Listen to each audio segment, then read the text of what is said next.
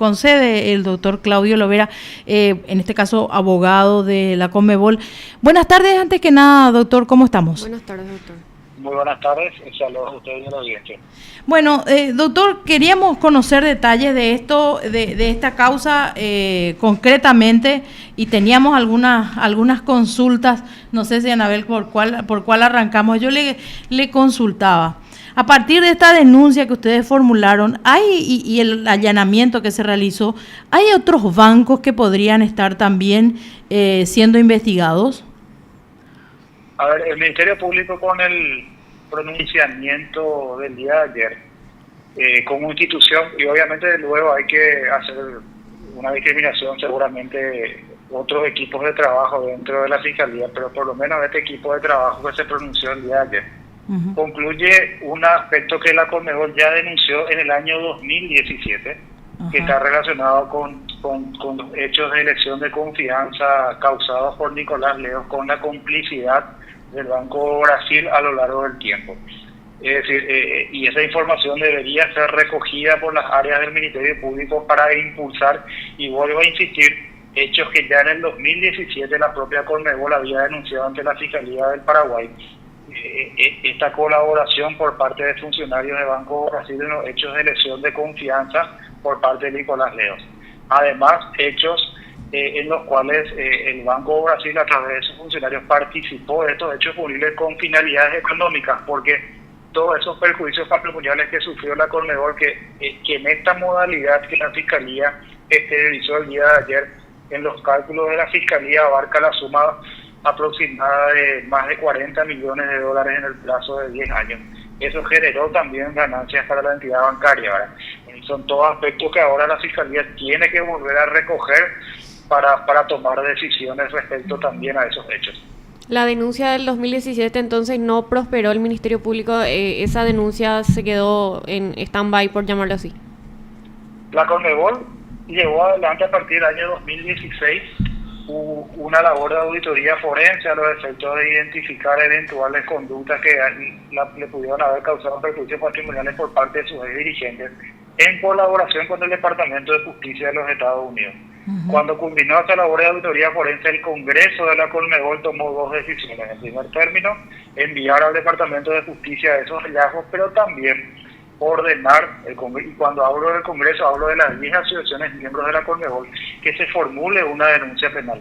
Estos hechos respecto a lo que es los hechos de elección de confianza por parte de Nicolás Leo y los otros participantes que colaboraron con estas circunstancias, ya en el 2017 fue objeto de denuncia por parte de Conmebol.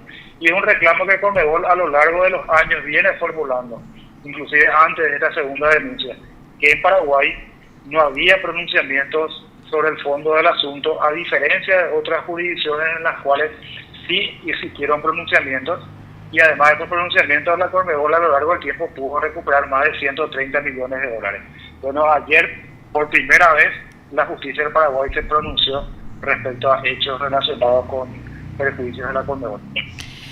Llamativo por lo menos, doctor, ¿verdad? Ahora concretamente estábamos analizando y escuchando esto con más razón, ¿verdad? Ya los datos del 2017 a la fecha.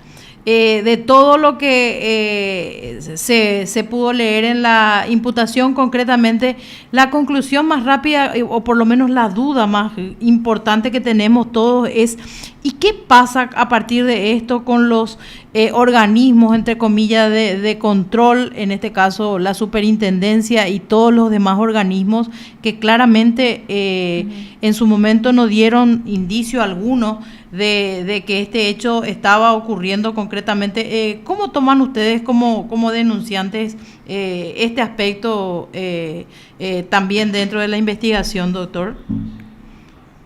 Esta mañana, hablando también con otros medios, expresé lo siguiente: fuera de lo que implique una evaluación penal, es decir, si eso implica o no un hecho punible, sí uno puede objetivamente señalar de que el trabajo hecho por la superintendencia luego de la constitución de estos fideicomisos, porque constituir el fideicomiso no requiere una autorización previa de superintendencia.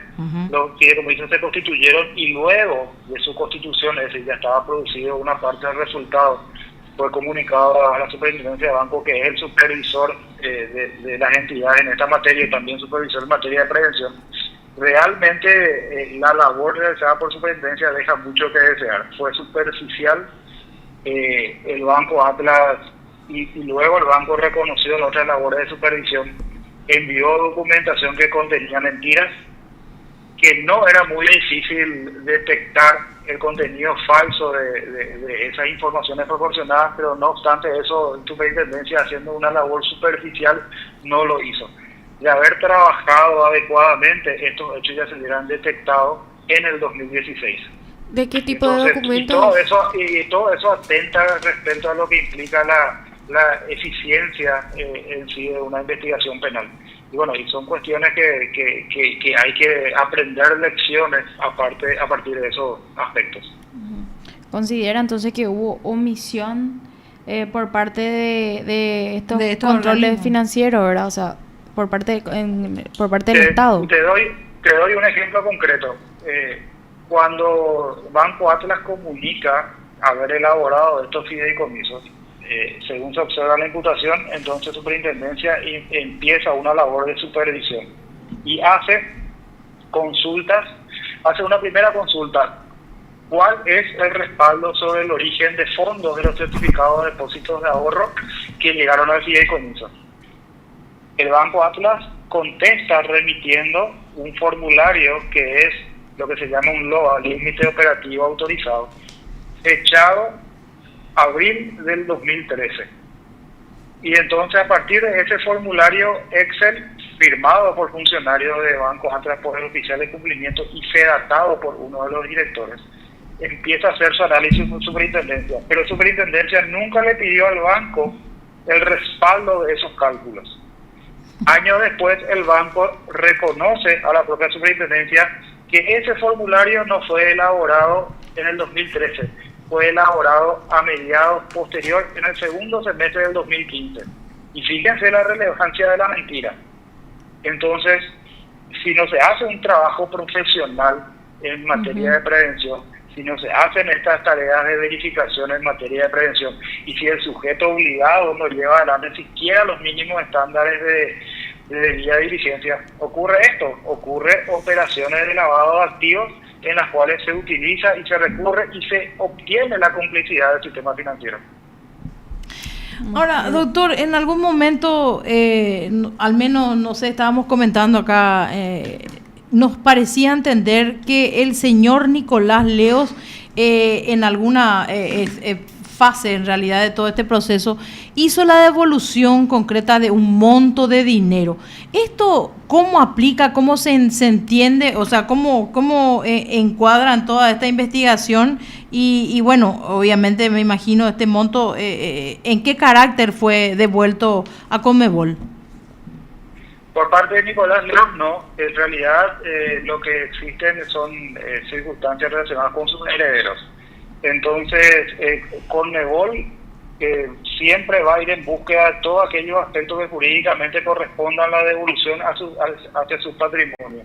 Y dentro de esos aspectos de devolución, de lo que fue perjudicada la Conmebol en su oportunidad, y hay que recordar que los perjuicios que sufrió la Conmebol son elevados en distintas modalidades, no solamente en esta modalidad ahora identificada por Fiscalía. Sí. Hay que identificar que no solamente Nicolás Leos obtuvo beneficios, sino que personas que operaron con el citado y colaboraron con él también obtuvieron beneficios económicos a partir de los perjuicios de la Conmebol. Estas personas también están obligadas a reintegrar los valores al patrimonio de la Conmebol. Ajá. Y o sea, por lo menos los herederos de alguna forma quedaron desvinculados a partir de esta acción. No desvinculado, eso tiene que tomar la decisión el Ministerio Público, pero sí hay que señalar que los herederos tuvieron un comportamiento diferente a otros respecto a lo que implica los perjuicios patrimoniales a la Conmebol. Ahora, al tocar el Ministerio Público, eso no puede decidir Conmebol, claro. Toca al Ministerio Público el análisis procesal penal de esas circunstancias. ¿Verdad? Hoy en día la Fiscalía tomó, dentro de toda esta línea del fideicomiso, hay que entender también que el lavado de activos puede consumarse o puede producirse en realidad resultados en diferentes momentos. Hoy en día la Fiscalía expuso a través de su imputación una línea de tiempo de diferentes circunstancias que ocurrieron que abarca 2016, abarca 2017, abarca 2018 y el final de ese periodo es el 2019, cuando se entrega a herederos el producto final de estos certificados de depósito de ahorro al fallecer Leo y culminar los fideicomisos. Por eso también toma una decisión de imputar en ese sentido. Entonces la Fiscalía tendrá que hacer la valoración procesal, pero como Conmebol siempre señalamos, queremos que se esclarezcan los hechos y sobre la base de los hechos esclarecidos se tomen las decisiones que correspondan y que estos casos simplemente no sean resueltos por el transcurso del tiempo. Merecen, como cualquier caso penal, pero siendo lavado de activos, merecen pronunciamientos de fondo. Ayer tuvimos un ejemplo. Doctor, mencionabas también que recién que la Conmebol sufrió otro tipo de perjuicios. ¿A qué tipo de perjuicios te referís, doctor, que no está contemplado en este caso del Ministerio Público? Escuché mal la última parte. ¿A qué tipo de perjuicio te referís? Como mencionabas recién, que aparte de este caso del cual el Ministerio Público ahora mismo generó las imputaciones, hay otro tipo de perjuicios que sufrió la Conmebol. La Fiscalía en este caso en particular describe una suma a lo largo de casi 10 años de casi 44 millones de perjuicios patrimoniales a la Conmebol en dos modalidades. Una modalidad, la transferencia por orden de Nicolás Leo de cuentas de Conmebol a su cuenta particular de recursos de la Conmebol, sin que esos recursos implicaban el tema de la cancelación de un bien o servicio que recibió Conmebol. Claro ejemplo de lesión de confianza. Y además extracciones de recursos por parte de Nicolás Leo de cuentas de Conmebol y luego el depósito en su cuenta, claro ejemplo de perjuicio patrimonial. Estas dos modalidades suman casi 44 millones de dólares en los cálculos de Fiscalía. Ya en el 2017 nosotros habíamos denunciado también la existencia de otras modalidades, otras operaciones respecto al patrimonio de la Conmebol, instrucciones que se habían dado en el extranjero, que se compartió con Fiscalía de Paraguay y también se compartió con Estados Unidos y con Suiza. Esta es la muestra de que la Conmebol siempre buscó esclarecer los hechos que todas las autoridades de persecución penal de cualquier lugar del mundo, a partir de la información al menos que disponga la Conmebol, ellos puedan contar con la misma y tomar sus decisiones. Doctor, Nicolás Leo constituyó fideicomiso en otros bancos, o sea, este caso específico sobre el banco Atlas, ¿verdad? Esta imputación, pero ¿hay otros bancos? O según, en el caso. Miren, según la información que disponga la Fiscalía, había que consultar con ellos a partir de la recopilación. En alguna oportunidad, en la revisión de la primera carpeta fiscal del año 2017, había indicadores de eventualmente otros fideicomisos, solamente que en esa carpeta fiscal no había contratos y no se podía conocer el contenido. Entonces, es una pregunta que hay que trasladar al Ministerio Público. Lo que también se puede agregar es lo siguiente. Cuando Conmebol tomó la decisión de denunciar este segundo hecho, una primera denuncia en el 2017 y una segunda denuncia en febrero del 2021, el tomar la decisión de formular esa denuncia partió de un análisis.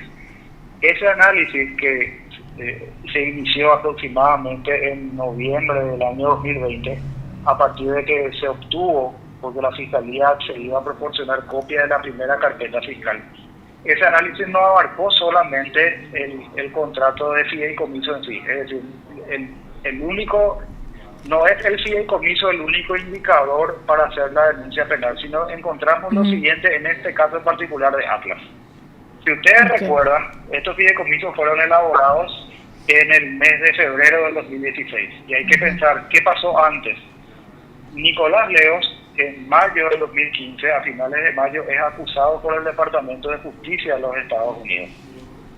El Departamento de Justicia de los Estados Unidos hizo una conferencia, a diferencia de otras acusaciones en el caso del Chizagre, hizo una conferencia de prensa comunicando que acusó a Nicolás Leos y comunicando de que estaba solicitando su detención con fines de extradición.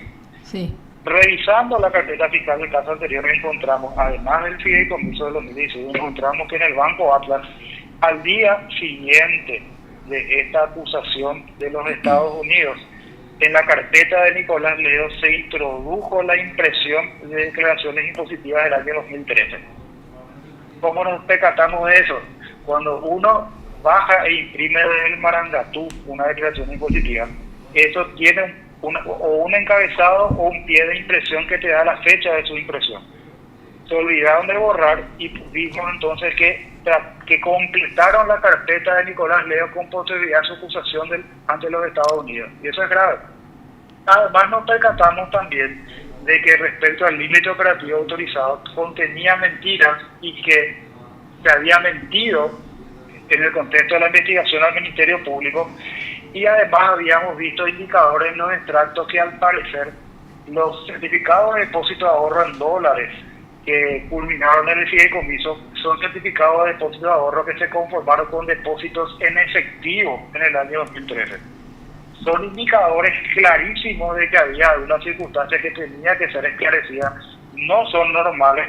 Yo no puedo afirmar que otra entidad bancaria haya tenido esta conducta, sí puedo afirmar de que todos esos indicadores llamativos lo vimos en el Banco Atlas. Bueno, quedó clarito, parece, ¿verdad? Sí. Bueno, y bueno, nosotros que estamos también agradecidas por el tiempo, doctor, nuevamente. Bueno, me imagino que van por la recuperación de esta parte, al menos del perjuicio que decía usted, la verdad, 44 millones de dólares, básicamente. 44. Sí. Importante la cifra. Bueno, muchísimas gracias por Gracias atendernos por su y tiempo, por doctor. brindarnos todos los detalles, doctor. La paciencia, como siempre. No, por favor, saludos. Muchas gracias. Hasta luego. Usted está escuchando PD